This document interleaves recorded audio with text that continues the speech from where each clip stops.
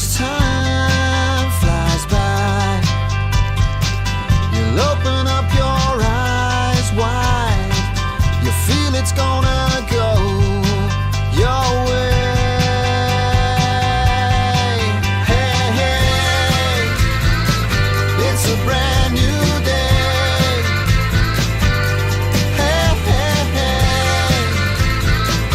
it's a brand new day. Our roving art reporter, the lovely James Kyle, is back with us this week, and we're going to be talking about a very emblematic artist. His name is Pepe Morales.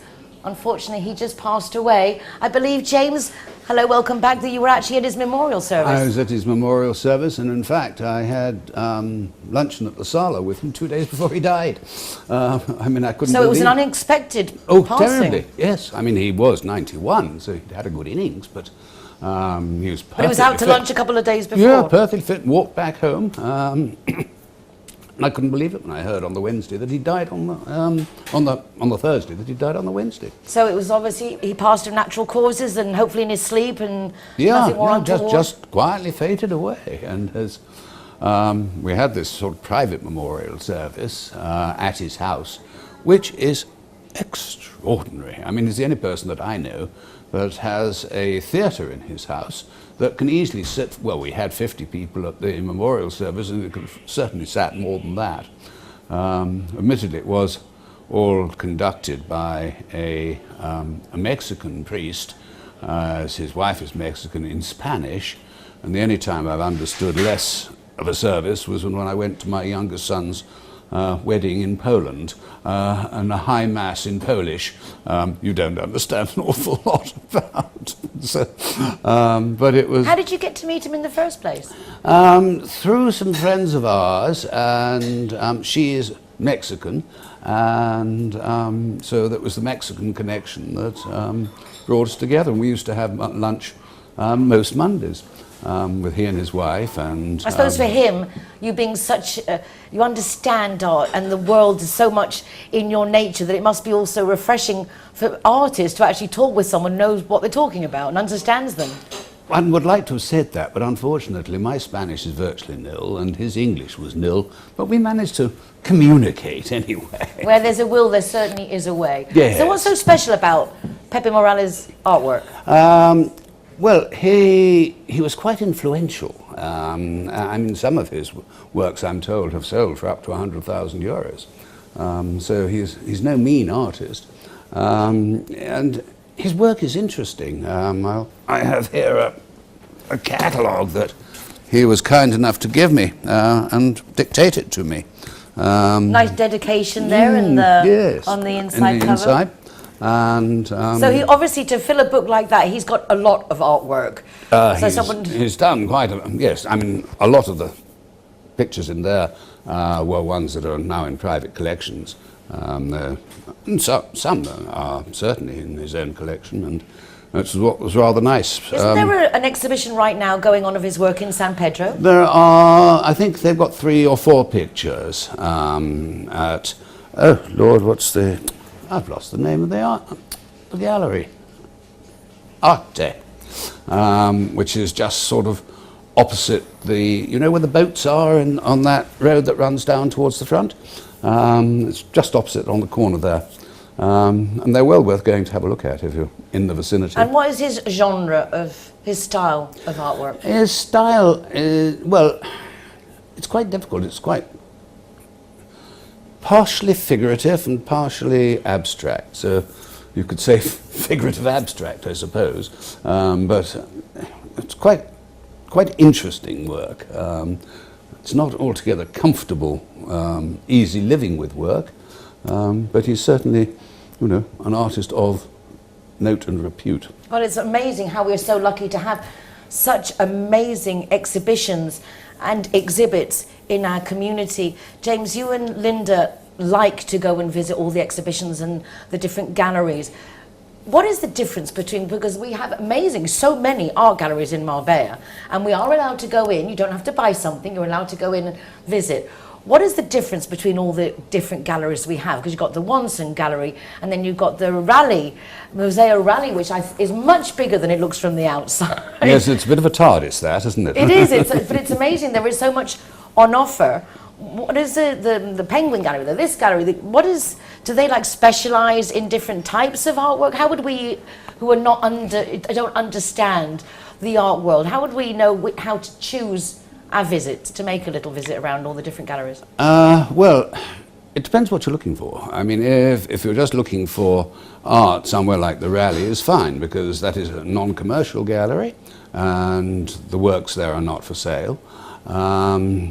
But if you're looking to buy something for your house, then something like the Penguin Gallery have some very interesting exhibitions which are changing from time to time. In fact, I remember one not so very long ago. They had an artist from Cuba, and I wanted to buy one of them, and the damn thing had already been sold, which was most annoying.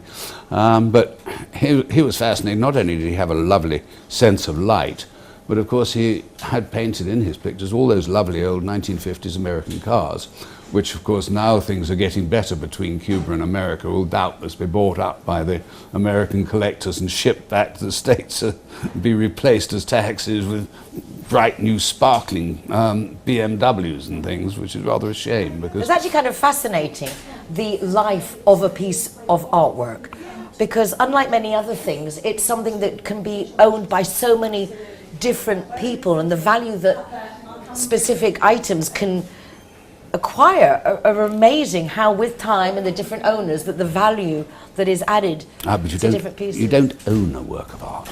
That's where I'm going. You pay money to be allowed to have it in your house and dispose of it how you wished, but the art remains as art. You don't own it. That was exactly where I was coming from.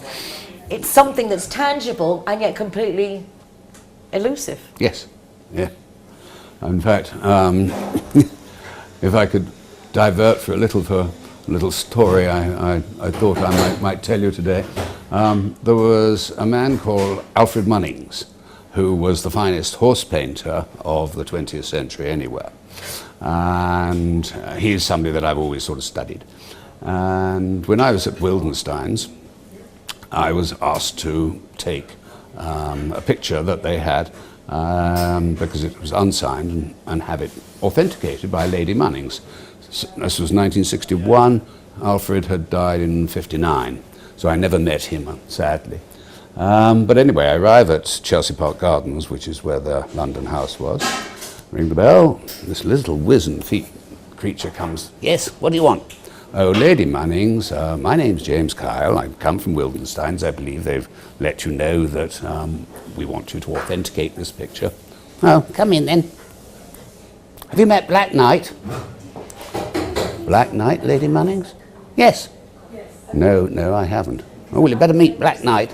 With which she throws open a door, to which is obviously her bedroom, and there, sitting on a black satin cushion, is this stuffed Pekingese. Well, say hello to Black Knight then. Hello, Black Knight. That's all right, he likes you. You can have a cup of tea. You do meet some strange people in the art world. But they do say that, I always think of like Stephen Hawkins. He can't move, he can't do anything, but all his energy and everything is in his brain.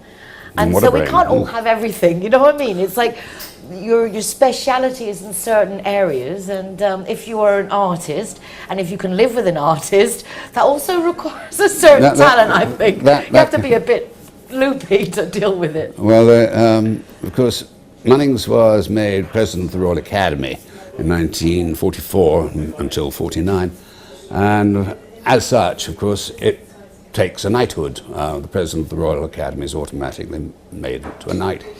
And there was a standing joke in the art world that the king had done one thing that God could never do, make Violet Munnings a lady. Very cruel. And there you have it. Dave Carl, with the anecdotes from the art world. Absolutely fascinating as always, James. Thank you so much. My pleasure. Thank you for having me.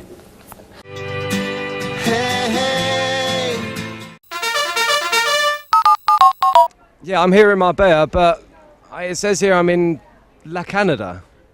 If you haven't mastered the lingo, don't worry. Linear Director has a free GPS geolocator service that will come and find you. Hey, hey. The whole town is a buzz because in the sports centre Paco Cantos, which is on the ring road that goes up from the Copper Tower in Marbella, you go up like halfway and on the right hand side, there's a sports centre there, and they've just introduced this enormous, amazingly big rock climbing facility. This has been much asked for and long awaited in our city. Javier Merida, our sports councillor, is delighted, as is everybody, because this is a great opportunity for our children to go, not directly go and climb the concert, but to go and do climbing. It's a great challenge for them, and it's a great outdoor activity that is going to enhance their lives and give you something else to do. Now, if you're on the town register, the Padron, that means you can go and use these facilities. Charmaine Arbuin, our British consul, is always saying, sign on the Padron, as is our town hall. Why? Because that's how the local government gets funds from the central government, depending on the inhabitants. Signed on the town Padron, the town census, they get an allocation of funds for each individual to cover whether it's healthcare, policing, picking up the litter on the streets, and also for the facilities that are on offer for our community. For example, this wonderful rock climbing facility. Do check this out. Do check out whether you would like to be on the Padron or not. Some people are scared for tax reasons, others. It doesn't seem to be the case at the moment. It's just an internal figure given to the government to show how many people live here and what the city needs to keep it running smoothly. You can also be interactive. Go and do what the litter pickers do. You know, prepare yourself and go around. If you see litter on the street, pick it up, put it in the bin. Let's help keep our city as wonderful as it is. Hey, hey. Lily isn't with us this week because she's taking Romy to the hospital. He's having one of his operations, thanks to the fabulous St. Valentine's event at Conrad's, raising over €4,000. The first part of the operations he needs can be put into practice. There was a special raffle for Romy to have this operation. So well done to all our community, and a big thank you to Lily for her dedication and all the volunteers at AAA. Now, a lot of the community really do want to help, and I think we are really getting the message out that don't shop, adopt. It's very important that if you want a pet, that first you go to one of the rescue centres in the area that you live to see if you can get a cat or dog from them. You obviously need to pay for them from AAA to cover all the vaccines, the vaccinations, and all the treatments that they have to make sure that you're taking a healthy dog home, or that you know if you're not taking a healthy dog home, what care they need. It's very important to take the big dogs. It's very important to take the old dogs. They're the ones that suffer the most living in a rescue centre. Now, it's lovely to see a lot of you want to help out. However, just showing up at AAA isn't actually helping, because they don't have enough people to deal with people just showing up and saying, I want a dog, but I don't know what I want. They have, however, a fabulous website. If you go to the website of AAA, you will see that there is a sections of cats and dogs, and you can actually go in and, thanks to the fabulous volunteers at AAA, look at a photograph of every single animal that's in the shelter, with information, as much information as possible that they have about that animal, estimated age and everything about it. Obviously, if a dog is stray, lost, abandoned, it's not always to have a lot of information, but AAA do look carefully at the type of animal, its temperament, to make sure that it is suited to the home that it's going to go to. To make this process easy for everyone, you go to the website, you look through all the photographs of the animals that are on that website, and then when you do go to AAA, you will have an idea of the breed, the size of dog that you want, the kind of thing that you're looking for, so that they then can take your few selected animals for you to see, as opposed to arriving and saying, wow, 300 dogs, 300 cats, where do I start? That really isn't helping. It just makes it more complicated for everyone. So heads up, Go to the website of AAA, look through all the animals that are desperately in need of a loving, caring home, see which one suits your family, and if you can't actually take one home, what you can do is this fabulous idea that Lily had of this virtual adoption. You can choose a dog on site, and until its home is found, you can pay specifically for that animal, visit that animal, and get information and updates on that animal. So it's kind of yours, but if you're living in an apartment, or you're not allowed pets, or you're out all day working, this is a wonderful way of having your own pet to love and care for without having to have it in your home. Well, thank you very much, Marbella. It's lovely how much we love our animals, as much as hopefully we love ourselves. Take care of yourselves and take care of your pets. They need us and we need them. Hey, hey. Tomorrow's Wednesday. That means not only is there another episode of Marbella Now TV at 8 p.m. on television Marbella, the official radio television station for our city, but also Me Marbella Radio on 107.6 FM. That's also an opportunity to connect our international community, learn more about each other, be more empathetic, and hopefully more interactive. Well, that's it for this evening. Take care of yourselves, be nice to each other, and see you tomorrow. Hasta mañana. And it's time.